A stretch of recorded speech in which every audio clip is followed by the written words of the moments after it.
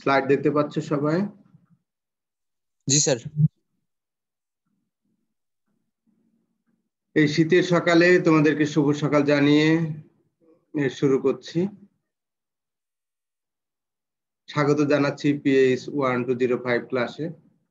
আশা করি যে যেখানে আসো কুশলে আসো, নিরাপদে আসো। তোমরা জানো যে আমরা একটা বিশেষ পরিস্থিতির মধ্যে দিয়ে যাচ্ছি এবং আমরা আশা করি যে খুব শীঘ্রই এটা থেকে যেন উত্তরণ হয়। আর যতক্ষণ পর্যন্ত এই থেকে আমরা মুক্তি না পাই ততদিন পর্যন্ত তোমরা এই প্রিকশন গুলো ফলো করবা, এটা আমার প্রত্যাশা। তোমরা জানো আমরা আজকে এই কম্পটন স্ক্যাটারিং পড়বো। তো ইতোমধ্যে তোমরা জানো যে কতগুলো জিনিস আমরা দেখেছি। আমরা এই স্পেশাল থিওরি অফ রিলেটিভিটি দেখেছি, and then quantum theory of light দেখেছি, অ্যান্ড দেয়ার আফটার তোমরা দেখো যে এই কোয়ান্টাম থিওরি অফ লাইট তার মানে what does it mean, in other words, যে লাইট যেটাকে আমরা ইলেকট্রোম্যাগনেটিক ওয়েভ বলে রিকগনাইজ করতাম, সেটারই আর একটা দিক আমরা দেখেছি যে পার্টিকেল লাইক বিহেভিয়ার, যে quantum of energy, in other words particle. তো যদি নাকি আমরা বলি ইট ইজ এই পার্টিকেল, তাহলে এই পার্টিকেলের প্রপার্টি কতখানি পর্যন্ত ধরে রাখতে পারে। যেমন মনে করো যে আমরা যদি বলি যে যেমন ধরো আমরা পার্টিকেল বলতে যাই একটা মার্বেল ফর ইনস্ট্যান্স, একটা বডি, তাই না? তো এটার একটা অংশ পার্টিকেল, তার মানে আমরা এটাকে রিকগনাইজ করি কিভাবে, যে এইটার একটা রেস্ট মাস আছে অ্যান্ড সো অন, ইত্যাদি ইত্যাদি। অন্যভাবে আমরা ক্লাসিক্যালি যেটা বুঝি সেটা হলো যে পার্টিকেল আমরা বুঝি যখন নাকি এটা কোলাইড করতে পারে, তাই না? আমরা অবজার্ভ করতে পারি, ডাইরেক্ট ভিশনে আমরা দেখতে পারি, ইত্যাদি। তো যদি নাকি লাইটের এই যে কোয়ান্টাম অফ এনার্জি আমরা বলছি, যেটাকে আমরা ফোটন বলছি, সেটা যদি পার্টিকেল হয়, তাহলে এইটার কি এই অ্যাবিলিটি আছে নাকি যে এটাও তোমার এরকম এই পার্টিকেল লাইক বিহেভিয়ার করবে? মানে যেমন ধরো যে এটা বিলিয়ার্ড বল বা টেনিস বল বা মার্বেল, যেমন ধরো একটার সাথে আর একটা কোলাইড করে, তো এটার পক্ষেও সেটা সম্ভব কিনা। তো লেটস থিঙ্ক যে যদি নাকি এরকম ঘটে, if it is a particle, তাহলে এটার পক্ষে সম্ভব যে যদি আরেকটা পার্টিকেল থাকে তাহলে it can be collided with that. তো আমরা এখানে তোমাদেরকে একটা স্কেচিং দেখাচ্ছি। সে ধরো উই হ্যাভ অ্যান ইলেকট্রন। তো তোমরা জানো ইলেকট্রন একটা পার্টিকেল, বিকজ এটার একটা মাস আছে, এটার একটা চার্জ আছে, অ্যান্ড সো অন। তো আমরা এই যে যদি নাকি আমরা এইটাকে বলি ইলেকট্রন একটা পার্টিকেল, তাহলে এখন আমাদের কাছে যদি একটা সে ধরো একটা এক্সট্রা ফোটন থাকে বা what ever it may be, তো ধরো যে সেই ফোটনটা যেটাকে আমরা এর আগে ইলেকট্রোম্যাগনেটিক ওয়েভ হিসাবে কনসিডার করতাম বা জানতাম, তাহলে এখন সেই electromagnetic wave, forget about that, if it is এই particle with energy H nu, তাহলে এর পক্ষে সম্ভব কিনা এই ইলেকট্রনের সাথে কোলাইড করা। আচ্ছা, যদি নাকি এটা এটার সাথে কোলাইড করে, তাহলে কি ঘটতে পারে? তাহলে যদি এটার সাথে কোলাইড করে, তাহলে শুরুতে আমরা যেমনটা বলছি যে এই যে পার্টিকেলটা, তার মানে এই যে ইলেকট্রনটার একটা মাস আছে, রেস্ট মাস, যেটাকে আমরা এম নট বলছি, এবং যেটা নাকি আমাদের কোঅর্ডিনেট সিস্টেমে স্থির আছে, আমরা কনসিডার করছি। তাহলে যদি স্থির থাকে তাহলে তার মোমেন্টাম কি হবে? সাডেনলি আমরা জানি যে স্থির থাকলে তার momentum P equal to 0, right? তাহলে আমরা ধরে নিচ্ছি যে এই ইলেকট্রনের মোমেন্টাম হলো 0, যার রেস্ট মাস হলো M naught, and corresponding energy হলো E naught, M naught C square, right? এখন এই ফোটনটা যদি এটার সাথে কোলাইড করে, তাহলে কি ঘটবে? কোয়ালিশন হলে আমরা জানি যে কোয়ালিশন হলে একটা ইম্পালস হয়, তাই না? তাহলে এই ইম্পালসের ফলে এই যে ইলেকট্রনটা it will gain some kind of energy. যখন নাকি ইলেকট্রনটা একটা এনার্জি গেইন করবে, তার মানে কি? তার মানে ইট উইল স্টার্ট মুভিং। তাহলে যদি নাকি এটা মুভ করতে শুরু করে, তাহলে তার কি হবে?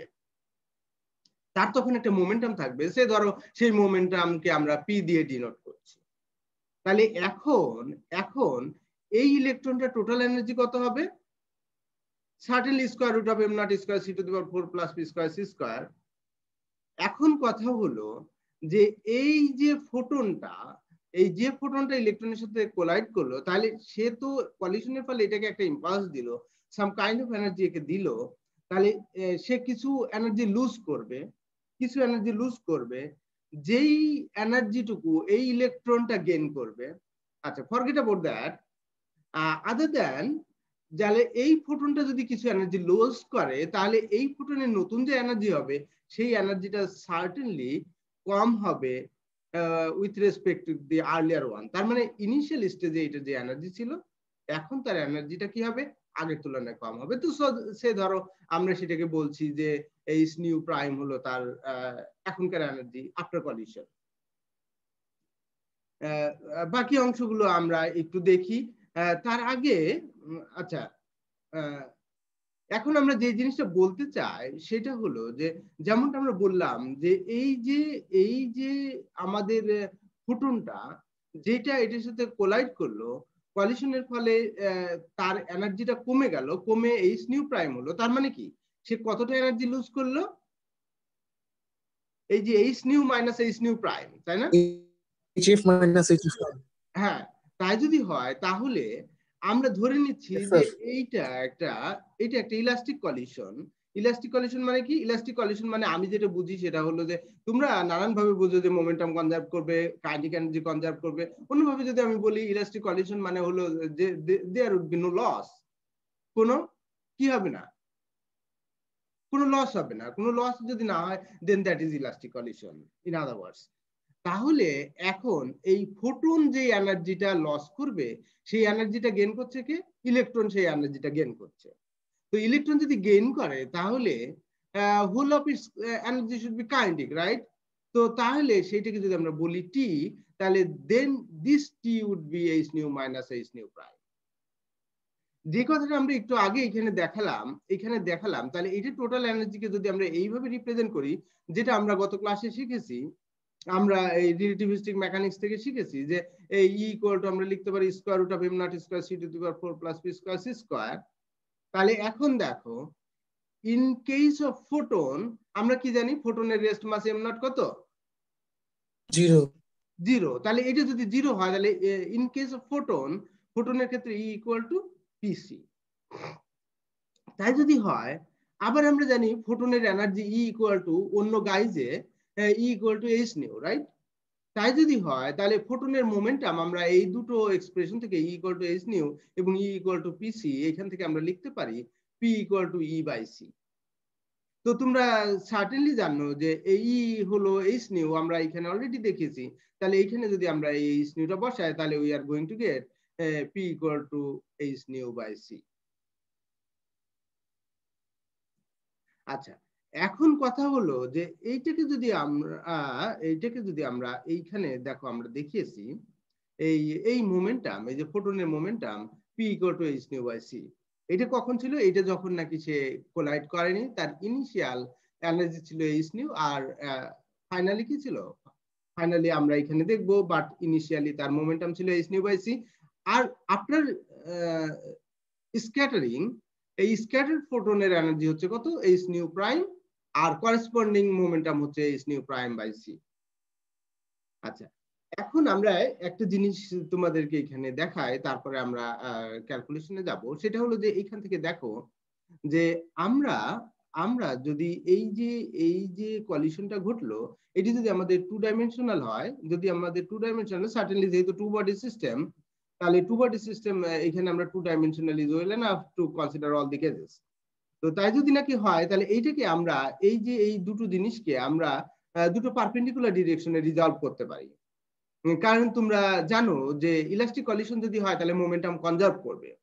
তাহলে মোমেন্টাম যদি নাকি কনজার্ভ করে, তাহলে এইখানে যেহেতু আমাদের 2 বডি সিস্টেম, তাহলে আমাদের কয়টা ডিরেকশন নিলে চলবে? দুটো ডিরেকশন ইজ ওয়েল এনাফ। তো আমরা একটা কনসিডার করি যে এই অরিজিনাল ডিরেকশন বা ইনিশিয়াল ডিরেকশন, যে ডিরেকশনে ফোটনটা ইনসিডেন্ট হচ্ছে, আরেকটা হলো এইটা পারপেন্ডিকুলার ডিরেকশনে।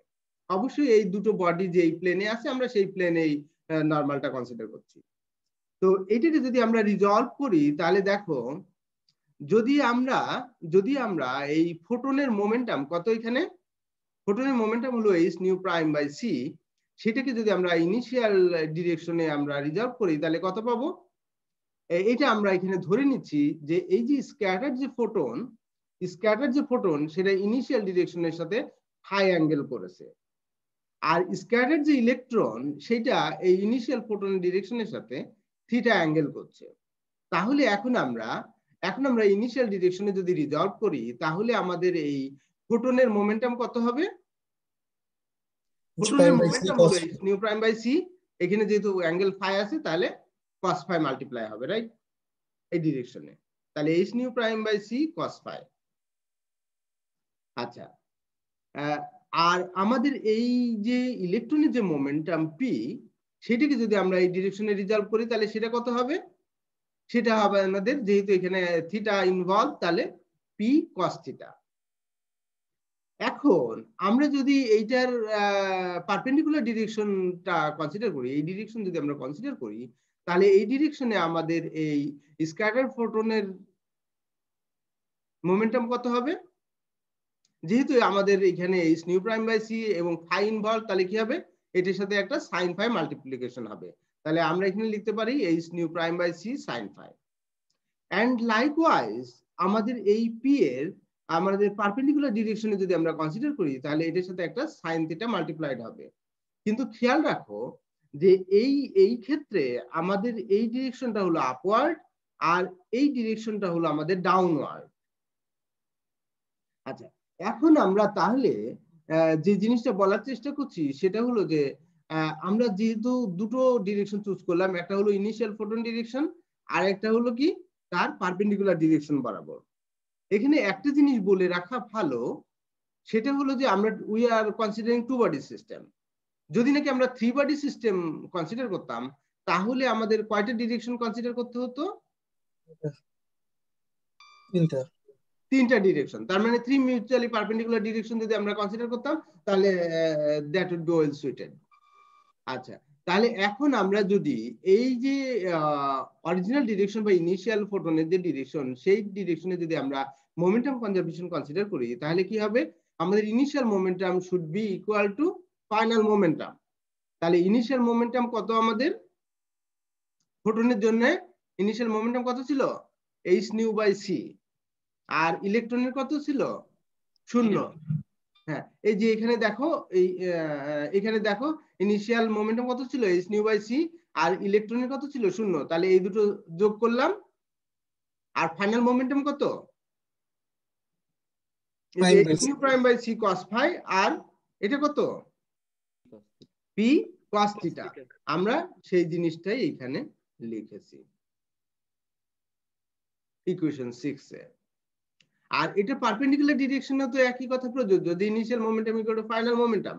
আর তা যদি হয় তাহলে ইনিশিয়াল মোমেন্টাম আমার পারপেন্ডিকুলার ডিরেকশনে কত? ইনিশিয়ালি যেহেতু ফোটনটা একই ডিরেকশনে যাচ্ছিল, তার পারপেন্ডিকুলার ডিরেকশনে কোনো কম্পোনেন্ট নাই, তাহলে that should be equal to 0। আর ইলেকট্রন যেহেতু স্থির ছিল তাহলে তার কোনো মোমেন্টাম ছিল না, সেটা 0। তাহলে দুটো শূন্য যোগ করলে আমরা কত পাচ্ছি? 0। আর আমার এই যে ফাইনাল মোমেন্টাম ফোটনের জন্য কত? H nu prime by C sine phi. আর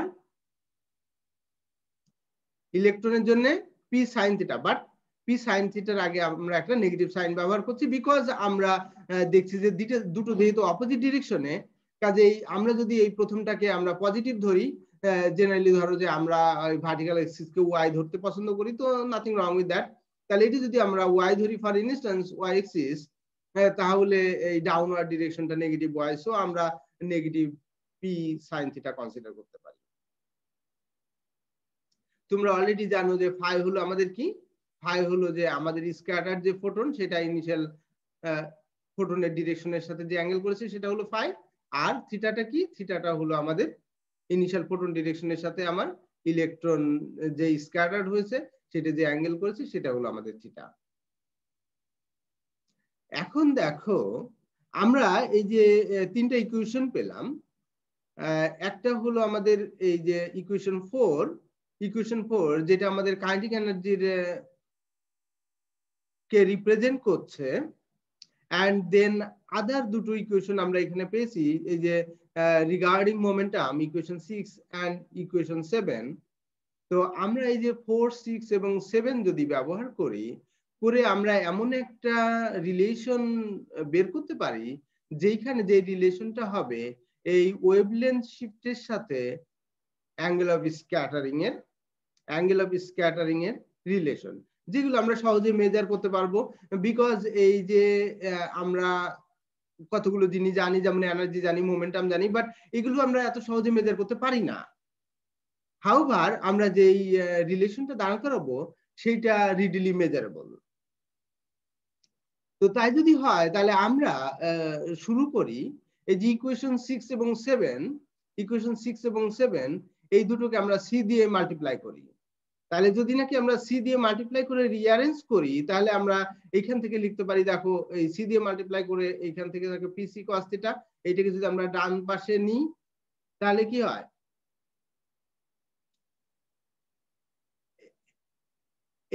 এইটা ডান পাশে আর এটাকে যদি আমরা বাম পাশে নিই তাহলে এটা H nu minus H nu prime cos পাই থাকে আমরা সেই কাজটাই করেছি দিয়ে আমরা এই পজিশন শিফট করে নিয়েছি ডান পাশেটা বাম পাশে আর বাম পাশেটা ডান পাশে নিয়েছি এন্ড দেন এইখানে যদি আমরা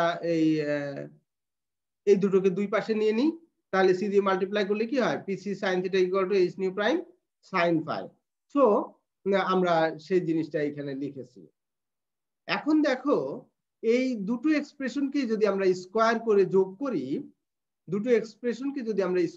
যোগ করি তাহলে দেখো এই দুটোর সাথেই পি স্কয়ার সি স্কয়ার থাকবে আর সাথে একটা cos স্কয়ার θ আর একটা sin স্কয়ার θ টার্ম আছে এই তাহলে এই দুটোকে অ্যাড করলে কি পাই আমরা তোমরা জানো যে cos square θ + sin square θ will give you 1 তো তাই যদি নাকি হয় তাহলে আমরা এইখান থেকে এই পি স্কয়ার সি স্কয়ার কে আমরা আইসোলেট করতে পারি তাহলে আমরা এখান থেকে কি পাচ্ছি and all together we are going to get p square c square = h nu whole square minus twice h nu into h nu prime plus h nu prime whole square এখন আমরা আরেকটা জিনিস শিখেছি সেটা হলো যে আমরা টোটাল এনার্জি গত ক্লাসে যেমনটা শিখেছি যে টোটাল এনার্জিকে আমরা রিপ্রেজেন্ট করতে পারি কিভাবে রেস্ট এনার্জি প্লাস এটার কাইনেটিক এনার্জি রাইট তাহলে সেটাই আমরা এখানে লিখেছি তাহলে total energy = rest energy plus kinetic energy কিসের এটা ইলেকট্রনের জন্য উই আর কনসিডারিং আচ্ছা এখন কথা হলো যে আমরা টোটাল এনার্জিকে এভাবে তো লিখতে পারি E = square root of m not square c⁴ plus p square c square আর তাই যদি নাকি হয় তাহলে এখন এই দুটোকে যদি আমরা স্কয়ার করে ইকুয়েট করি যেহেতু দুটোই আমাদের E যদি আমরা স্কয়ার করে ইকুয়েট করি তাহলে we are going to get t + m not c square whole square = m not square c⁴ plus p square c square তাহলে এইখান থেকে আমরা যেটা পাচ্ছি সেটা হলো p স্কয়ার c স্কয়ার = কি দেখছো বোথ সাইডে এই m নট c স্কয়ার এর একটা হোল স্কয়ার টার্ম দুই পাশে পাচ্ছি আমরা এইটাকে আমরা ক্যান্সেল আউট করতে পারি এন্ড দেন রিমেইনিং টার্ম যেটা থাকছে সেটা হলো t square plus twice m not c square t কিন্তু তোমরা অলরেডি দেখেছো যে আমাদের এই যে ফোটন যে এনার্জিটা লস করছে সেই এনার্জিটা গেইন বাই দি ইলেকট্রন আর এই ইলেকট্রন গেইন করার ফলে তার যে কাইনেটিক এনার্জি হচ্ছে সেটাকে আমরা রিপ্রেজেন্ট করেছি h nu minus h nu prime দিয়ে তাহলে আমরা যদি এই t = h nu minus h nu prime এই উপরের এক্সপ্রেশনে বসাই তাহলে আমরা পাচ্ছি p square c square = h nu whole square minus twice h nu prime plus h nu prime whole square plus twice m not c square h nu minus h nu prime এখন দেখো এই similar একটা expression আমরা এখানেও পেয়েছি এই যে equation 8 যেটা আমরা দিয়েছি এন্ড দেন এই দুটো ইকুয়েশনকে যদি আমরা ইকুয়েট করি তাহলে আমরা কি পাচ্ছি এখান থেকে দেখো যে কতগুলো জিনিস আমাদের কমন আছে এই যে এইটা আর এই দুটো term h nu whole square and h nu prime whole square দেখো এই দুটো টার্মই কমন আছে কাজে এই দুটো আমরা ক্যান্সেল আউট করতে পারি এন্ড দেন একটু রিঅ্যারেঞ্জ করে নিলেই আমরা পাচ্ছি কি আমরা পাচ্ছি twice m not c square into h nu minus h nu prime then হলো আমরা টুয়াইস h nu প্রাইম কে যদি কমন নিই তাহলে একটার সাথে শুধু এটাই ছিল তাহলে 1 আর আরেকটির সাথে cos পাই ছিল, তাহলে 1 মাইনাস cos পাই। এখন দেখো এই যে ইকুয়েশন 9 কে যদি নাকি আমরা twice a square c square দিয়ে আমরা ভাগ করি, তাহলে কি পাবো আমরা? তাহলে c স্কয়ার দিয়ে ভাগ করলে এখানে c স্কয়ার থাকে না, h স্কয়ার দিয়ে ভাগ করলে এটা নিচে একটা h থাকে, তাহলে আমরা নিচের এইচটা রাখলাম। তো এইটা আমরা সুবিধার জন্য যদি আমরা সি স্কয়ার দিয়ে ভাগ করেছি, কিন্তু সি স্কয়ার তো ক্যান্সেল আউট করে যায়, আমরা উপরে নিচে একটা করে সি রেখে দিচ্ছি, তাহলে স্টিল ক্যান্সেল আউট করে যাচ্ছে। সো আমরা এখান থেকে কি থাকছে আমাদের M naught C by H, আর তাহলে এই উপরে একটা সি রাখার জন্য নিচে একটা করে সি থাকছে, তাহলে nu by C minus nu prime by C. আর এখানে যেহেতু আমাদের কি করলাম, which is কাটা গেছে স্যার, এইচ স্কয়ার দিয়ে আমরা ভাগ করেছি, তাহলে এই দুটো এইচ থাকবে না, আর কি করেছি আমরা সি স্কয়ার দিয়ে ভাগ করেছি, তাহলে দুটো সি থাকবে। আমরা নিউ এর নিচে একটা সি বসালাম আর নিউ প্রাইমের নিচে একটা সি বসালাম, আর এই টুটা আমাদের এখান থেকে ক্যান্সেল আউট করে গেল। তাহলে এখন যে এক্সপ্রেশনটা তোমরা দেখছো এইখানে, তোমরা জানো আমার জন্য একটু সুবিধা লাগে c equal to nu lambda. however anyway, তার মানে হলো c ইকুয়াল টু যদি নিউ ল্যামডা হয়, আমরা nu by c equal to কি লিখতে পারি 1 upon lambda, and likewise nu prime by c equal to 1 upon lambda prime, right? তাই যদি হয় তাহলে আমরা এই যে নিউ বাই c আমরা 1 upon ল্যামডা দিয়ে রিপ্লেস করছি, নিউ প্রাইম বাই c আমরা 1 upon ল্যামডা প্রাইম দিয়ে রিপ্লেস করছি, আর সেটা যদি করি তাহলে আমরা এখানে পাচ্ছি হলো m not c by h into 1 upon lambda minus 1 upon lambda prime equal to 1 upon lambda into 1 upon lambda prime, R rest of the things 1 minus cos phi থাকছে। এখন এইটাকে যদি আমরা সিম্পলিফাই করি, তাহলে দেখো দুটো নিচে কি থাকে ল্যামডা প্রাইম, তাই না? তাহলে এইখান থেকে আমরা এই দুটোকে ক্যান্সেল আউট করতে পারি, আর এই নিউমারেটরে কি থাকবে তাহলে lambda prime minus lambda. So এইটাকে যদি আমরা রিঅ্যারেঞ্জ করে লিখি, তাহলে আমরা লিখতে পারি lambda prime minus lambda equal two h by m not c into 1 minus cos phi। তো আমরা এটা নিয়ে আলোচনা করব। বিফোর গোয়িং টু দ্যাট, এটা একটু বলে রাখা ভালো, আর্লি 1920s এ এই আর্থার এইচ কম্পটন তিনি এই ফর্মুলাটা ডিরাইভ করেছিলেন। এই ফর্মুলাটা তিনি ডিরাইভ করেছিলেন অ্যাজ ওয়েল অ্যাজ তিনি এটা এক্সপেরিমেন্টালি ভ্যালিডেটও করেছিলেন। এখানে ইন্টারেস্টিং থিং দেখো যে এই যে এক্সপ্রেশনটা আমরা বের করলাম, এখানে কি ল্যামডা প্রাইম মাইনাস ল্যামডা, তাই না? ল্যামডা প্রাইম মাইনাস ল্যামডা মানে কি? ল্যামডা প্রাইম মাইনাস ল্যামডা মানে হলো ওয়েভলেন্থ শিফট, তাই না? Wavelength shift. তো এই যে ওয়েভলেন্থ শিফট, এটা ডিপেন্ড করছে অন হোয়াট? তোমরা জানো এইচ হলো প্লাঙ্ক কনস্ট্যান্ট, এম নট হলো ইলেকট্রনের রেস্ট এনার্জি, সি হলো স্পিড অফ লাইট। এই জিনিসগুলো তো কি ফিক্সড, তাহলে ডিপেন্ড করে অন হোয়াট? ডিপেন্ড করে অনলি অন ফাই। এখানে দেখো এখানে কিন্তু ল্যামডার উপরে কোনো ডিপেন্ডেন্সি নাই। এই যে ওয়েভলেন্থ শিফটটা, এইটা ল্যামডার উপরে কোনো ডিপেন্ডেন্সি নাই। এবং শুরুতে তোমাদের যে জিনিসটা আমরা বলেছিলাম যে এই যে আমরা যেই এক্সপ্রেশনটা ডিরাইভ করব সেইটা রিডিলি মেজারেবল। কারণ এখানে দেখো যেহেতু মোমেন্টাম নাই এন্ড এনার্জি নাই, তাহলে এটা আমাদের আর কি মেজার করতে হচ্ছে না। বাট এই ফাই আমরা রিডিলি উই ক্যান মেজার ইট। এখন এই যে তোমরা ইকুয়েশন 10 দেখলা, এই 10 এর মধ্যে এই যেটা বললাম যে fixed h by m not c, in other words তোমরা যেটাকে বলো কনস্ট্যান্ট, যদি আমরা কনস্ট্যান্ট বলি তাহলে এই h by m not c, অবশ্যই খেয়াল রেখো এই কনস্ট্যান্ট মানে এটা কিন্তু ইউনিভার্সাল কিছু না, we are talking about electron. তাহলে এটা কিসের জন্য কনস্ট্যান্ট? যদি আমরা কনস্ট্যান্ট বলি that is for an electron, অবশ্যই সেটা প্রোটন বা আমার জন্য নয়। তাহলে এই এটাকে যদি আমরা ইলেকট্রনের জন্য আমরা যদি ল্যামডা সি বলি, যেখানে ল্যামডা সি, এই সি স্ট্যান্ড ফর কম্পটন, তার মানে এটাকে এই কম্পটন ওয়েভলেন্থ বলা হয়। তাহলে এই ল্যামডা সি ইকুয়াল টু আমরা কি পাচ্ছি h by m not c. তো তোমরা অলরেডি জানো m নট মানে কত? ইলেকট্রনের রেস্ট মাস 9.1 into 10 inverse 31। হ্যাঁ 10 to the power minus 31 kg. Kg. C তোমরা জানো 3 into 10 to the power 8 metre per second, আর এইচ কত 6.63 10 to the power minus 34 joule second. আচ্ছা তাহলে এইটা যদি তোমরা এই 11 এখান থেকে ক্যালকুলেট করো, তাহলে এইটা ক্যালকুলেট করলে তোমরা এখান থেকে এই ল্যামডা সি পেতে পারো, এবং সেটা হলো কত 0.02426 অ্যাংস্ট্রম। আমরা আর লম্বা করতে গেলাম না, আপাতত এইটুকু। তো এইটা অনেক সময় এই যে লোকজন এই 3টা ডিজিট পর্যন্ত রাখে দশমিকের পরে, যে এইটাকে 0.024 অ্যাংস্ট্রম বলে।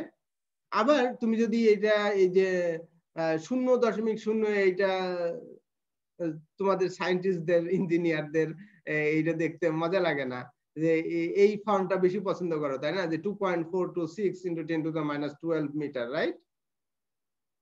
এটা অনেকের কাছে কনভেনিয়েন্ট মনে হয়। এনিওয়ে, তো যদি তোমার কাছে এইটা কনভেনিয়েন্ট মনে হয় তাহলে এইটাকে তুমি এই যে পিকোমিটারও বলতে পারো, 2.426 পিকোমিটার। এনিওয়ে তুমি যে কোনোটাই ব্যবহার করতে পারো। তাহলে এই ল্যামডা সি যদি নাকি আমরা ব্যবহার করি, তাহলে এই যে ইকুয়েশন 10 কে আমরা লিখতে পারি কি, lambda prime minus lambda equal to lambda C 1 minus cos pi. তোমরা চাইলে এই যে ল্যামডা প্রাইম মাইনাস ল্যামডাকে ডেল্টা ল্যামডা দিয়েও লিখতে পারো। এই যে ল্যামডা প্রাইম মাইনাস ল্যামডা, এইটা হলো শিফটিং ওয়েভলেন্থ, তাহলে এইটাকে তোমরা চাইলে ডেল্টা ল্যামডা দিয়েও লিখতে পারো। তাহলে সেক্ষেত্রে আমাদের এই ইকুয়েশনটা কি দাঁড়াবে? এই ইকুয়েশনটা দাঁড়াবে delta lambda equal to lambda c into 1 minus cos pi. So simplified form. আচ্ছা এখন দেখো, যদি নাকি এই ইকুয়েশন 12 বা ইকুয়েশন 10 তোমরা কনসিডার করো, তাহলে এখান থেকে দেখো এইটাকে যদি আমরা ডেল্টা ল্যামডা বলি, তাহলে এই ডেল্টা ল্যামডার সর্বোচ্চ শিফটিং কত হতে পারে এবং কখন হতে পারে? যখন ফাই 90 ডিগ্রি তখন মানে ফাই ল্যামডা পাই মাইনাস ল্যামডা হবে, এটা ইজ ম্যাক্সিমাম শিফটিং। আর যখন ফাই 90 ডিগ্রি বা 270 degree. Are you sure? Sir 180 degree. 180 degree sir, ফাই 180। আচ্ছা রাইট রাইট রাইট, 180 ডিগ্রি। কারণ হলো 180 ডিগ্রি হলে এখানে কি হবে, একটা নেগেটিভ 1 হবে। নেগেটিভ 1 মানে কি, এটা ডাবল হয়ে গেল, রাইট? তাহলে ম্যাক্সিমাম শিফট কখন হবে? ম্যাক্সিমাম শিফট তখন মিনিমাম শিফট 80 ডিগ্রি হবে। মিনিমাম শিফট, এবং তখন কি, তখন কতটা শিফট হবে? ডাবল অফ দি এই Compton wavelength, double of the Compton wavelength. তো যদি নাকি আমরা এটা 0.02426 অ্যাংস্ট্রম বলি, তাহলে তখন এই ডাবলটা কত হবে? ডাবল কিভাবে করতে হয়? ডাবল করলে এখানে 0.02 এর জায়গায় 4 হবে, 4 এর জায়গায় 8 হবে, 2 এর জায়গায় 4 হবে, 6 এর জায়গায় 12 হবে, তাই তো? আর 12 হলে এখানে এই 4 এর এখানে একটা 5 চলে আসবে। আচ্ছা এনিওয়ে, তাহলে এখন আমরা আসি যে এই যে আমরা যে শিফটিংটা দেখলাম, ফর ইনস্ট্যান্স আমরা যদি এটা ফর বলি অ্যান ইলেকট্রন, তাহলে এই ইলেকট্রনের জন্য যদি নাকি আমরা এখানে ভিজিবল লাইট ব্যবহার করি, এখানে, তাহলে ভিজিবল লাইটের জন্য যে ওয়েভলেন্থ শিফট হবে সেটা আসলে কম্পারিজনে অত্যধিক কম হবে। অবশ্যই শিফটিং হবে, কিন্তু সেই শিফটিংটা ডিটেক্ট করাটা দুরূহ। হাউএভার আমরা যদি মনে করো 1 অ্যাংস্ট্রমের একটা এক্সরে ব্যবহার করি, তাহলে দেখো যে এইটা কি, এটা সেভারাল পার্সেন্ট অফ দ্যাট, তাই না? তো তার মানে এইটা ডিটেক্টেবল। আমরা আমাদের যে এক্সপেরিমেন্টাল সেটআপ আছে, ইনস্ট্রুমেন্ট আছে, সে দিয়ে আমরা ডিটেক্ট করতে পারি। তো তাই যদি নাকি আমরা পারি, তাহলে আমরা একটু দেখি যে লেটস ট্রাই ইট আউট। তো তোমরা এখানে দেখছো যে এই এক্সপেরিমেন্টাল সেটআপ, আমরা এখানে একটা কি মনোক্রোমেটিক এক্সরে একটা সোর্স রেখেছি, এখানে আমরা একটা কলিমেটার দিয়েছি, আর এখানে আমরা একটা টার্গেট সেট করেছি। তো এই যে টার্গেটের এই পাশে আমরা একটা কি রেখেছি, আমরা একটা এক্সরে স্পেকট্রোমিটার রেখেছি, যাতে নাকি আমরা এই যে এক্সরেটা আসবে সেটাকে আমরা ডিটেক্ট করতে পারি। তো তোমরা জানো যে এইটা হলো আমাদের অরিজিনাল ডিরেকশন, আর এর যে কোনো অ্যাঙ্গেল ফাই, এই ফাই যে স্ক্যাটার্ড এক্সরে আসবে সেটাকে আমরা এখানে ডিটেক্ট করতে পারবো। তো আমরা এইটা এই থ্রু আউট দি সিস্টেম এটাকে আমরা রোটেট করতে পারি। তো যদি নাকি পারি, তাহলে আমরা এখন সেই কাজটা যদি নাকি করি, তাহলে তোমরা দেখবা যে এখানে আমরা কতগুলো স্কেচিং করেছি। সেটা হলো যে তোমরা অলরেডি এক্সপেরিমেন্টাল সেটআপটা দেখেছো। তো আমরা সে ধরো phi equal to 0 degree, phi equal to 0 degree মানে কি, মানে হলো যে আমরা এই স্পেকট্রোমিটারকে এইখানে আমরা প্লেস করেছি, একদম ডাইরেক্ট ভিশনে আমরা প্লেস করেছি। and then phi equal to আমরা এখানে 45 ডিগ্রি।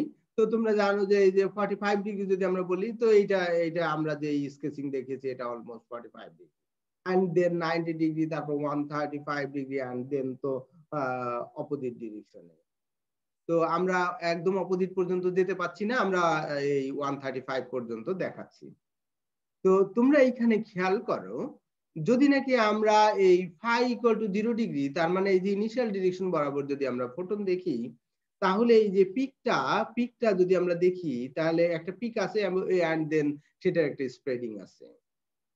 তো যেহেতু 0 ডিগ্রিতে আমাদের এখানে কি, 0 ডিগ্রিতে তো আমাদের এই এখানে কি হবে, রিলেটিভ ওয়েভলেন্থ শূন্য হবে। শূন্য কেন হবে? 0 ডিগ্রিতে কি হবে? ফাই 0 cos 0 মানে 1 না স্যার, 1 - 1 তো 0। হ্যাঁ, স্যার ল্যামডার মান সমান হবে দুইটা। জি স্যার, এটাই তো স্যার, তখন relative lambda what does it mean? এই 0 এর মানে কি? ল্যামডার তুলনায় ল্যামডা প্রাইমের কোনো চেঞ্জ নেই। আর মানে হলো যে এইটার পরিবর্তন হবে না। এই যে ল্যামডা প্রাইম মাইনাস ল্যামডা, একটার সাপেক্ষে আরেকটার কোনো পরিবর্তন নেই, দুটো সমান। এটার পরিবর্তন নাই। We mean that. আদারওয়াইজ যদি বলে শূন্য, তাহলে তো we do not understand anything. যখন আমরা বলছি দেয়ার ইজ নো চেঞ্জ, তখন উই ডু আন্ডারস্ট্যান্ড। আচ্ছা, এটা কেন বলছি একটু পরে আরেকটু বোঝা যাবে। সেটা হলো যদি নাকি আমরা এই যে পরের স্কেচিংটা দেখি, এই যে ফাই যদি দেখি, তাহলে এইবার দেখো যখন ফাই ইকুয়াল টু 45 ডিগ্রি, তো তোমরা খুব সহজে এই ফাই ইকুয়াল টু 45 ডিগ্রিতে ডেল্টা ল্যামডা কত হয় সেটা ক্যালকুলেট করতে পারো, রাইট? এখান থেকে খুব সহজেই তুমি এটা ক্যালকুলেট করে নিতে পারো। এখান থেকে তুমি পারো না, এই যে ফাই ইকুয়াল টু 45 ডিগ্রি যদি বসাও, ল্যামডা সি তো অলরেডি ক্যালকুলেট করেছো, ইউ ক্যান ক্যালকুলেট যে এটা কত হবে। It's not that hard. এখন আমরা এক্সপেরিমেন্টালি আমরা দেখছি এই ডেল্টা ল্যামডা আমরা এখানে পাচ্ছি এই যে দুটো পিকের মধ্যে। এই যে দুটো পিক তোমরা দেখছো, যে এটা হলো আমাদের, এইটা হলো আমার, এটা কি, এটা আমাদের এই যে ইনিশিয়াল যে আমার ওয়েভলেন্থ, আর এইটা যে আমার ফাইনাল যে ওয়েভলেন্থ আমরা কনসিডার করছি, উই আর কনসিডারিং, এখনো we do not know for instance. তো আমরা এই যে দুটো পিক যে দেখছি, এই দুটো পিকের মধ্যে যে ডেল্টা ল্যামডা তুমি যেটা ক্যালকুলেট করছো, that delta lambda is same. আচ্ছা, এখন যদি নাকি আমরা phi equal to 90 degree consider করি, যদি আমরা phi equal to 90 degree consider করি, তাহলে এই ডেল্টা ল্যামডাটা কি বড় হয়ে যাবে না? শিফটিংটা বড় হবে না? স্যার আবার দেখো এখান থেকে ফাই ইকুয়াল টু যদি 90 ডিগ্রি বলি, তাহলে এটা কত হলো? এটা শূন্য হয়ে গেল, এইটা শূন্য হয়ে গেল। তাহলে কি ল্যামডা সি এর পরিমাণ, তার মানে ল্যামডা সি আগে যত ছিল তার তুলনায় এখন বড় হয়ে গেল না? মানে হলো এই ল্যামডা প্রাইম মাইনাস ল্যামডাটা এটা বড় হয়ে গেল না? কারণ এর আগে আমরা যেটা দেখেছি, সে ধরো 0 ডিগ্রি, 0 ডিগ্রিতে কত ছিল? এটা শূন্য ছিল। 45 ডিগ্রিতে কত? আমাদের এটা তো একের থেকে কম হয়ে যাবে, তাই না? তার মানে এটা বাড়লো, শূন্য থেকে এটা বাড়লো। যদি আমরা ফাই ইকুয়াল টু কত 90 ডিগ্রি ব্যবহার করি, তখন কি আরো বৃদ্ধি পেল না? এই ল্যামডা প্রাইম মাইনাস ল্যামডা আরো বৃদ্ধি পেল না? আচ্ছা, তাহলে এখন আমরা আসি, যদি আমরা এই যে ফাই ইকুয়াল টু 135 ডিগ্রি বলি, তাহলে এই ডেল্টা ল্যামডাটা আরো বৃদ্ধি পাবে। If you do not understand, you better calculate with your calculator. তুমি ক্যালকুলেটর দিয়ে এই যে 0 ডিগ্রি তো শূন্য, you don't need to calculate it. Then 90 ডিগ্রিতেও তোমার ক্যালকুলেট করার কিছু নাই, কারণ ওটা কত, cos 90 ডিগ্রি 0, তাহলে ওটাও তুমি অলরেডি জানো। 45 ডিগ্রি আর 35 ডিগ্রি তুমি ক্যালকুলেট করে নিতে পারো, এবং দেন যদি তুমি এটা অ্যারেঞ্জ করো, তাহলে তুমি দেখবা যে শূন্য থেকে এই ডেল্টা ল্যামডা এখানে বাড়ছে, এন্ড দেন এই 90 ডিগ্রিতে আরো বৃদ্ধি পাচ্ছে, এবং ডেল্টা ল্যামডা এখানে আরো বৃদ্ধি পাচ্ছে। এইবার আমরা স্কেচিং এর অন্য যে জিনিসগুলো দেখতে চাচ্ছি, সেটা হলো যে দেখো এই যে আমাদের এই যে পিকটা, এই পিকটা যদি তোমরা এই যে এটা যেহেতু আমরা এই রিলেটিভ ইন্টেন্সিটি দিয়েছি, ভার্টিক্যাল এক্সিসে যেহেতু আমরা রিলেটিভ ইন্টেন্সিটি দিয়েছি আর হরিজন্টালি যেহেতু আমরা ওয়েভলেন্থ দিয়েছি, এই রিলেটিভ ইন্টেন্সিটিতে যদি খেয়াল করো তাহলে দেখো 0 ডিগ্রিতে এই পিকটা যত উঁচুতে ছিল 45 ডিগ্রিতে কিন্তু এই পিকটা নিচে নেমে গেছে। দেন যদি আমরা 90 ডিগ্রিতে দেখি তাহলে এই পিকটা দেখো আরো নিচে নেমে গেছে। যদি আমরা 135 ডিগ্রি কনসিডার করি তাহলে দেখবো এই পিকটা আরো নিচে নেমে গেছে, বাট স্টিল এই পিকটা থাকছে, এই পিকটা থাকছে। এন্ড দেন এখানে আরেকটা পিক তৈরি হচ্ছে।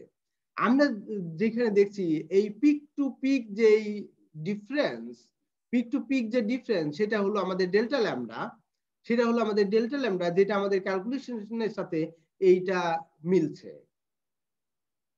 এখন তোমরা বলো তো, এই যে কম্পটন যেটা ক্যালকুলেট করে দেখালেন, থিওরিটিক্যাল যে ডেভেলপমেন্ট দেখালেন, তোমরা কি মনে করো this is in accordance with the experiment?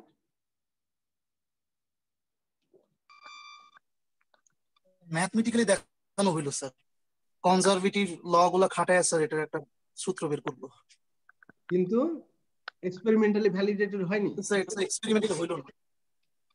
Experimentally experimentally sir Compton তো স্যার দেখেন, কম্পটন স্যার ম্যাথমেটিক্যালি জিনিসটা ডিরাইভ করলো 1920 না সালে, না, যেটা এটা দুটোই কম্পটন করেছেন। কম্পটন ও আচ্ছা আচ্ছা। ম্যাথমেটিক্যালিও ডিরাইভ করেছেন, এই এক্সপেরিমেন্টালি উনি ভ্যালিডেট করেছেন। তাহলে তো স্যার ঠিকই আছে। কম্পটন এটা করেছেন, কিন্তু প্রশ্ন হলো তোমাদের কাছে যে whether you are satisfied with this experiment?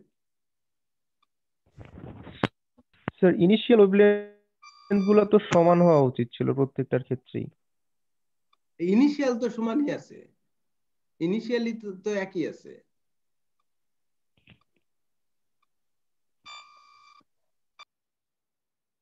Did you get the point right? হ্যাঁ,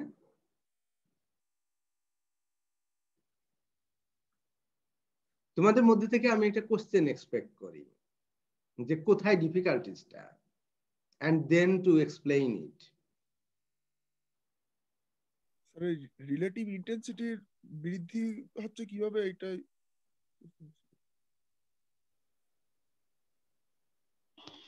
বলো। স্যার এই 135 ডিগ্রি বা এরকম গেলে স্যার মাইনাস চলে আসার কথা না? মাইনাসে মাইনাসে তো দেখা যাচ্ছে ওইখানে দেখা 1+ হয়ে যাবে, তার মানে তো 90 ডিগ্রির থেকেও বেশি হয়ে যাওয়ার কথা, তাই হ্যাঁ না? তো বেশি তো হয়েছে, 90 ডিগ্রি থেকে ডেল্টা ল্যামডা বেশি হয়েছে না? এখানে 90 ডিগ্রিতে ডেল্টা ল্যামডা যত ছিল এখানে ডেল্টা ল্যামডা বেশি হয়েছে, তো হয়নি? স্যার মাঝখানের এই কার্ভটা স্যার কিসের জন্য স্যার? এই যে এইটা, জি স্যার। আচ্ছা, that is a good question. আর কারো কোনো কোশ্চেন আছে?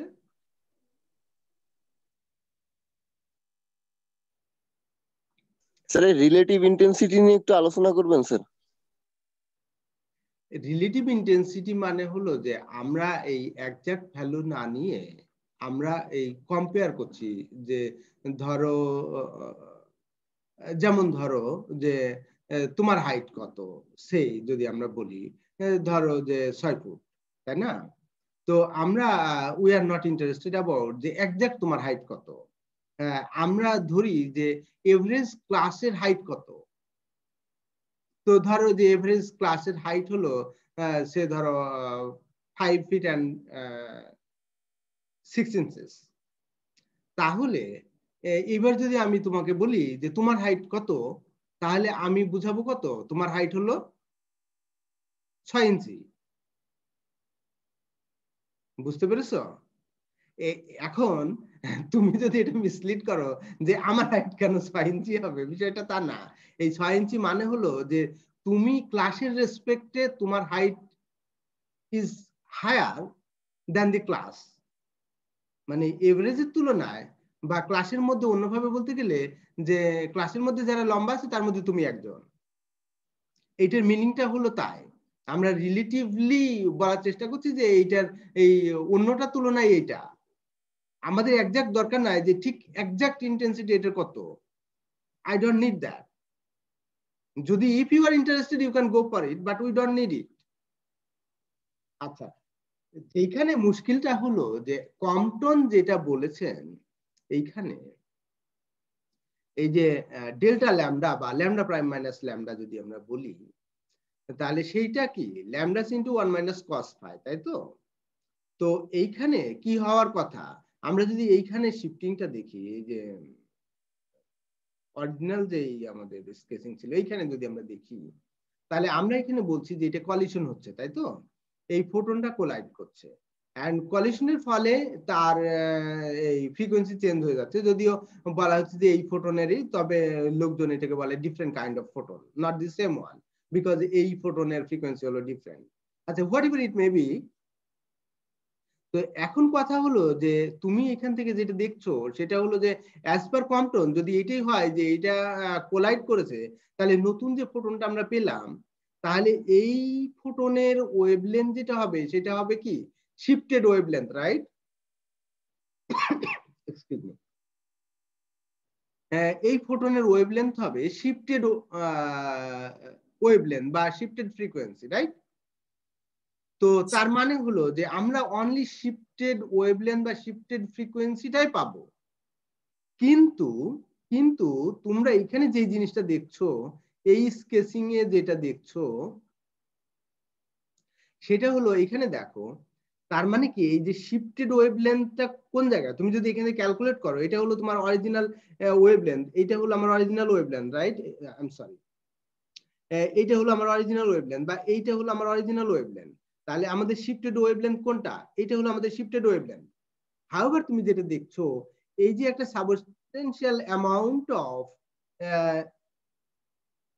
ফোটন আমরা পাচ্ছি, যেটার ওয়েভলেন্থ অরিজিনাল ওয়েভলেন্থ। মুশকিলটা হলো এটা, কেউ একটু আগে প্রশ্ন করলে যে স্যার এই জিনিসটা কি জিনিস, তাই না? এটা জিজ্ঞেস করছিলেন না যে এইটা কি জিনিস? জি স্যার। হ্যাঁ, তার মানে কি, তার মানে হলো যে there are some photon remaining in this region, যেখানে নাকি as per Compton, excuse me,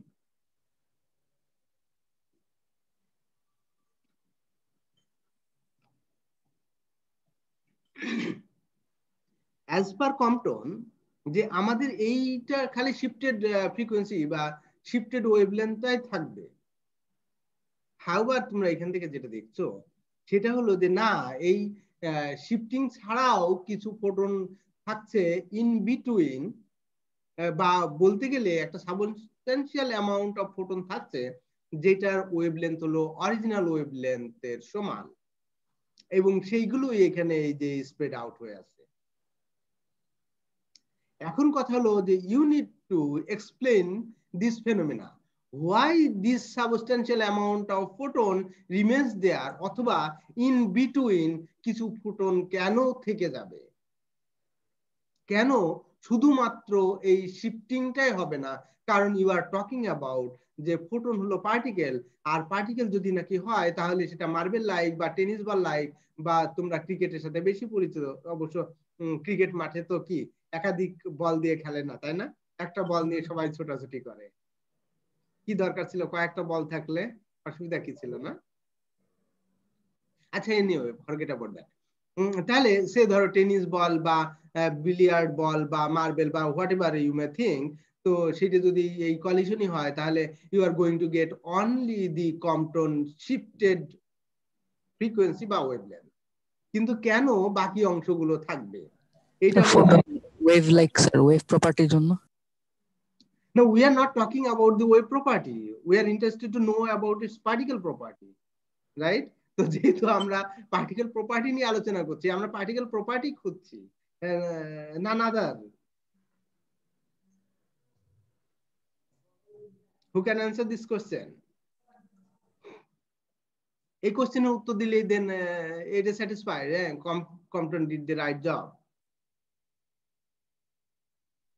sir আমাদের যে কম্পটন ইফেক্টের কারণে যে ইলেকট্রন স্ক্যাটার্ড হয়, সেটা স্যার কোন একটা মেটালের লাস্ট ইলেকট্রন শেল থেকে স্ক্যাটার্ড হয়। লাস্ট ইলেকট্রন শেলে তো স্যার যে ইলেকট্রনটা বের হয়ে আসবে তার শক্তি সর্বোচ্চ সবচেয়ে কম থাকে, তার মানে তার ল্যামডা বেশি থাকে। তো সেই কারণে স্যার যে ইলেকট্রনটা সবচেয়ে কম আকর্ষণী নিউক্লিয়াসের সাথে আকর্ষিত সেটা বের হয়ে আসে। এখানে স্যার মাঝখানের ইলেকট্রন গুলার যে শক্তি, সেই শক্তিগুলো মাঝখানে থেকে যায়, জাস্ট সর্বনিম্ন যে শক্তিতে থাকে ইলেকট্রনটা সেটা বের হয়ে যায়। এই কারণে স্যার মাঝখানের শক্তিগুলোকে স্যার আমরা কনসিডার করি না, জাস্ট অনলি যে পিক ইলেকট্রনটা বিগ যে ওয়েভলেন্থটা যে মিনিমাম এনার্জি নিয়ে যে ইলেকট্রনটা মেটালের মধ্যে আছে সেটা নিয়ে আমরা কনসিডার করি, এই কারণে মাঝখানে এই রিজিয়নটা আসে। এটাকে বলে স্যার আয়নাইজেশন ইফেক্ট। আচ্ছা যাই হোক, we are not talking about ionization, তবে you are right on the track. তুমি যথার্থই বলেছো যে তার মানে হলো যে ইফ উই টক অ্যাবাউট যে আমরা শুরুতে কি ধরে নিয়েছিলাম, এখানে খেয়াল করো কোথায় আমাদের সেই স্কেচিং, এইটা এইখানে দেখো আমরা কনসিডার করেছি কি ইলেকট্রন স্থির, রাইট? এইটা হলো আমাদের অ্যাজাম্পশন, ইলেকট্রন স্থির। কিন্তু ইলেকট্রন কি স্থির থাকে? ইলেকট্রন কি স্থির থাকে? অনেক না স্যার, তো ইলেকট্রন স্থির নয়। প্রথম এটা এটা এটা তোমার ইউ নিড টু কনসিডার যে আমরা ধরেছি যে ইলেকট্রন স্থির, but that is not static. হ্যাঁ, এখন কথা হলো যে এই ইলেকট্রন কোথায় থাকে? তুমি যেমনটা বলছিলে যে যদি আমরা কোনো অ্যাটম বলি বা তোমরা মেটাল যখন বলো তখন কি চলে আসলো, তাই না? তখন অ্যাবস্ট্রাক্ট ফর্মে চলে আসলো, তখন তো আর সে অ্যাটমের মধ্যে নাই, তখন মলিকুলের মধ্যে আছে। মলিকুল গুলো মানে একটা গ্রেটার অ্যারেঞ্জমেন্টের মধ্যে আছে। এখন দেখো even if it is in metal, তাহলে মেটালের মধ্যে আমরা অ্যাটমের মধ্যে ইলেকট্রন আছে, ইভেন দো এর মধ্যে কিছু ইলেকট্রন এক্সকিউজ মি,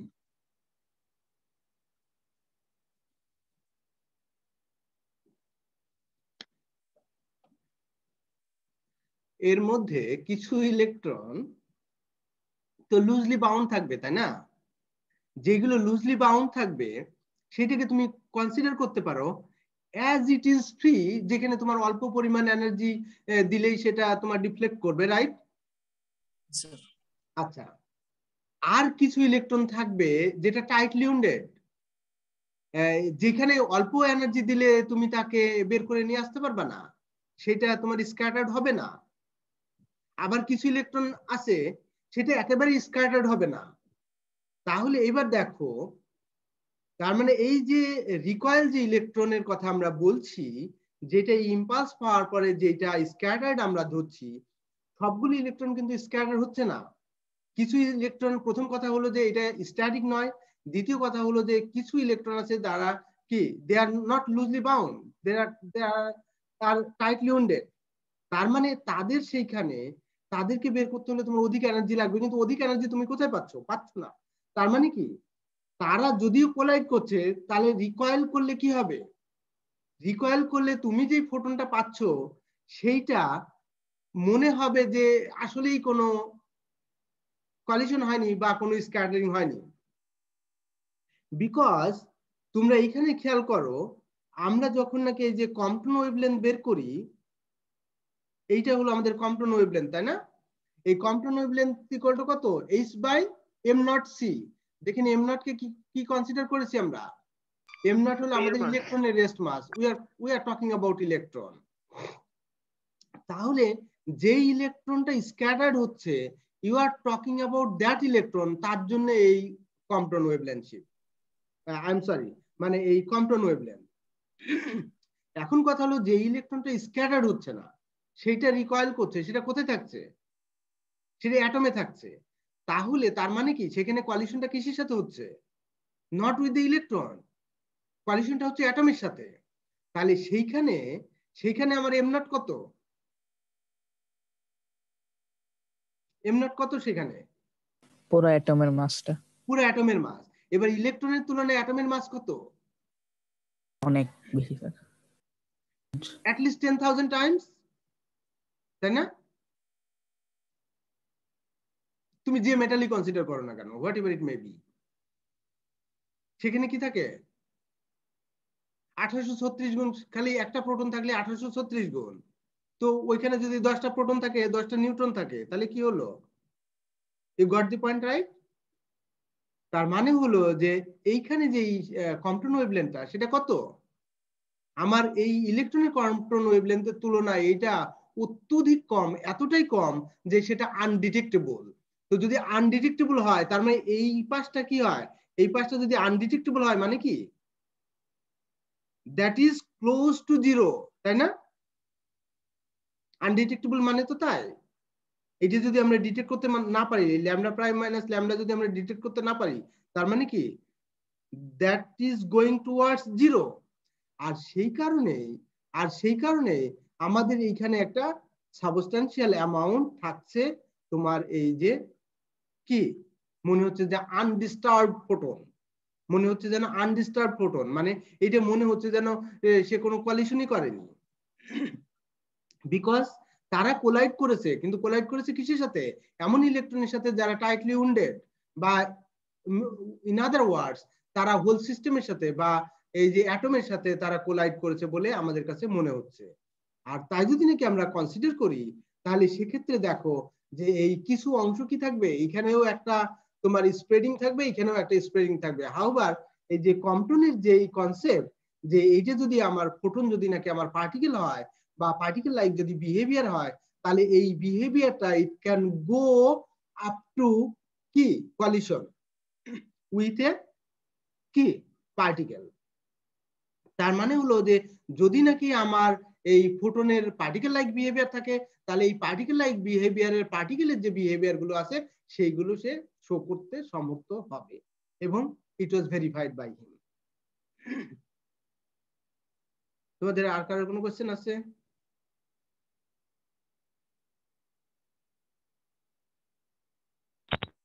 স্যার ফোটনের যে মোমেন্টাম ওইটা কি ইলেকট্রন পুরাটাই পাবে? ইট ডিপেন্ডস, এখন কথা হলো যে এইগুলোর জন্য তোমাকে আরো কিছু জিনিস পড়তে হবে টু আন্ডারস্ট্যান্ড দোজ থিংস। আমরা এখানে যে জিনিসগুলো বলার চেষ্টা করছি, যে যখন নাকি আমরা কলিশনের কথা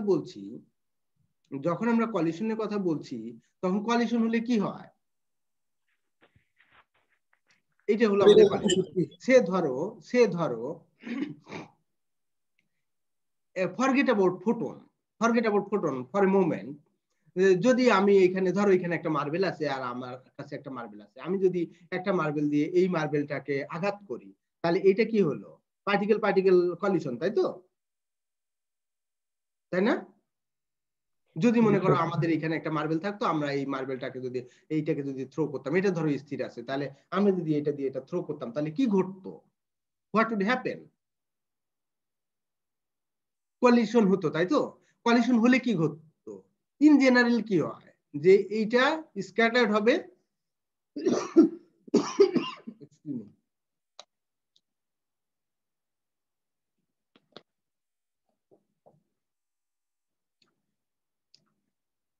কি হবে? দুটোই এটা কিছু পরিমাণ এনার্জি হারাবে, এটা কিছু পরিমাণ এনার্জি গেইন করবে। এখন যদি এমনটা ঘটতে হয় যে এইটা তার টোটাল এনার্জি হারাবে আর এটা টোটাল এনার্জি গেইন করবে, তাহলে কি হতে হবে? তাহলে এই যে ইনসিডেন্ট যে পার্টিকেলটা, সেই পার্টিকেলটার তোমার ইনিশিয়াল যে মোমেন্টাম এবং কাইনেটিক এনার্জি, সেটা গিয়ে কি করতে হবে? মোমেন্টাম শুড বি স্টপ, তার মানে মোমেন্টাম জিরো হয়ে যেতে হবে, কাইনেটিক এনার্জি জিরো হতে হবে। তাই যদি ঘটে তাহলে এটা পুরোটা দিতে পারবে। এখন কথা হলো যে ইন কেস অফ ফোটন, যদি তুমি কনসিডার করো যে আমার এই টোটাল এনার্জিটাই আমি ইলেকট্রনকে দিব, তাহলে এই ফোটনটাকে হারিয়ে যেতে হবে, তার সমস্ত এনার্জিটাকে লুজ করতে হবে টু ইম্পালস দিস ইলেকট্রন। আর তা যদি না ঘটে তাহলে কি হবে? তাহলে আমরা একটা স্ক্যাটার্ড ফোটন পাবো আর এই স্ক্যাটার্ড ইলেকট্রন পাবো। আর তখন কি সেটা ফটো ইলেকট্রিক এফেক্ট হয়ে যায় না? ফটো ইলেকট্রিক ইফেক্ট আমরা তখন বলি যখন নাকি একটা মেটাল সারফেসে আলো পড়লে ওইখান থেকে যখন আমার ইলেকট্রনটা লিবারেটেড হয় বা এক্সপেলড হয়, সেইটাকে বলি আমরা ফটো ইলেকট্রিক ইফেক্ট। আর কম্পটন স্ক্যাটারিং মানে হলো যে আমার এই যে ওইখানে কি ঘটেছিল, ওইখানে আমরা ধরে নিয়েছি যে আমার যে টোটাল যে ফোটন এনার্জি, সেই ফোটন এনার্জিটা আমরা ইলেকট্রনকে দিয়েছি এবং তার ফলে ইলেকট্রনটা বেরিয়ে এসছে। ওইখানে আমরা কনসিডার করেছি যে এই বেরিয়ে আসার জন্য আমার কিছু পরিমাণ কাজ ফোটনকে করতে হয়েছে এইটাকে নিয়ে আসার জন্য, আর কিছু পরিমাণ যে এনার্জি ছিল সেটা ইলেকট্রনের কাইনেটিক এনার্জি হিসেবে এসছে। আর এখানে আমরা কনসিডার করছি যে এইখানে আমার ফোটন তার সমস্ত এনার্জিটা লুজ করেনি, সেটাকে আমরা কনসিডার করছি। যেখানে ফোটনটা স্ক্যাটার করছে। আমরা এখানে কোয়ালিশনটা দেখতে চাচ্ছি, এটা হলো আমাদের মূল ইন্টারেস্ট, আদার দেন নাথিং। আমাদের ফটোইলেকট্রিক ইফেক্টে আমরা অলরেডি দেখেছি কি, আমরা দেখেছি যে তার একটা পার্টিকেল লাইক বিহেভিয়ার আছে, এবং অন দ্যাট বেসিস আমরা এই সিদ্ধান্তে পৌঁছেছি। শুধু অন দ্যাট বেসিস না, তোমরা জানো যে এই প্লাঙ্কের রেডিয়েশন ফর্মুলা থেকে স্টার্ট করে দেন হলো আমাদের কি photoelectric effect, and thereafter আমরা এই কোয়ান্টাম থিওরি অফ লাইট যেটাকে আমরা বলি, সেইটাকে আমরা বলছি এটাকে আমরা অ্যাকসেপ্ট করে নিচ্ছি। আর যখন অ্যাকসেপ্ট করে নিচ্ছি তখনই প্রশ্ন আসছে যে আরো কিছু প্রপার্টি এটা তোমাকে এনহান্স করা যায় কিনা বা এন্ডোর্স করা যায় কিনা, যেটা এটার সাথে মিলে, যেগুলো পার্টিকেল লাইক বিহেভিয়ার শো করে অন্যান্য পার্টিকেল গুলো। বুঝেছো বিষয়গুলো? স্যার একটা সিঙ্গেল ইলেকট্রন স্ক্যাটার্ড ইলেকট্রন থাকতে পারবে, এরকম কি কোনো পসিবিলিটি আছে কিনা? একটা সিঙ্গেল ইলেকট্রনের সেটা কোনো পরমাণুতে আবদ্ধ না, একদম সিঙ্গেল জাস্ট ইলেকট্রন, এরকম কি থাকতে পারে কিনা? হ্যাঁ, অবশ্যই থাকতে পারে। ইলেকট্রন যখন মনে করো সে ধরো ফটো ইলেকট্রিক ইফেক্ট যখন ঘটছে, তখন ইলেকট্রন গুলো চলে আসছে, তো তখন তো সিঙ্গেল ইলেকট্রন থাকছেই, কিন্তু দ্যাট ইজ ইন মোশন। এখন তুমি যদি বলো যে স্ট্যাটিক আমি একটা ইলেকট্রনকে রাখতে পারি কিনা, এটা আসলে খুব দুরূহ, যে আমি একটা ইলেকট্রনকে আমি এইখানে বলবো যে ইউ স্টপ দেয়ার। তো সেখানে তোমার অনেকগুলো ফ্যাক্টর আসলে বিরাজ করে, it's not that easy to work out.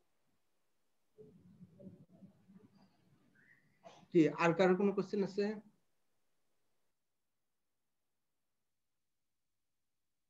কি বুঝেছো তুমি? জি স্যার, থ্যাংক ইউ স্যার। আচ্ছা, তাহলে তোমাদেরকেও ধন্যবাদ। তোমরা যে যেখানে থাকো না কেন নিরাপদে থাকো, সুস্থ থাকো, সাবধানে এবং সতর্কতার সাথে চলাফেরা করো, এই প্রত্যাশায় আজকের ক্লাস এখানেই শেষ করছি। ধন্যবাদ সবাইকে।